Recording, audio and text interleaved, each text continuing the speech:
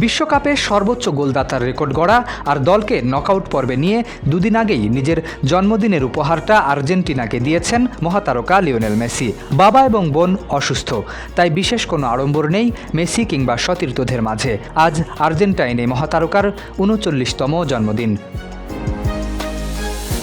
১৯৮৭ সালের ২৪ জুন আর্জেন্টিনার রোজারিও শহরে অভাব অনটনের এক সংসারে গ্রোথ হরমোন সমস্যা নিয়ে জন্ম হয় মেসির। জীবনটা শুরু হয়েছিল সংগ্রাম দিয়ে। চিকিৎসার ব্যয় বহন করা ছিল পরিবারের জন্য প্রায় অসম্ভব। স্থানীয় ক্লাবগুলোও দায়িত্ব নিতে আগ্রহী হয়নি। ঠিক সেই সময় তার জীবনে আশার আলো হয়ে আসে স্পেনের ক্লাব বার্সেলোনা। এক টুকরো ন্যাপকিন কাগজে লেখা প্রতিশ্রুতি বদলে দেয় তার জীবন। বার্সেলোনার ডাকে পরিবার সহ স্পেনে পাড়ি জমান কিশোর মেসি।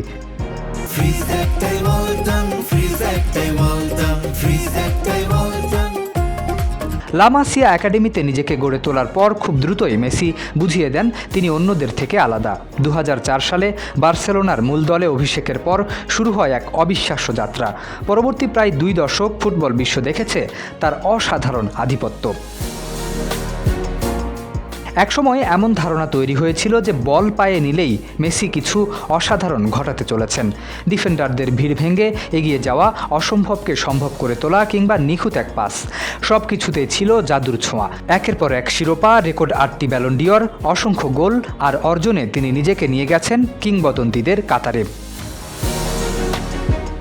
২০১৪ বিশ্বকাপ ফাইনালের কান্না, কোপা আমেরিকার হতাশা, সমালোচনা আর জাতীয় দল ছাড়ার ঘোষণা সবই ছিল তার গল্পের অংশ।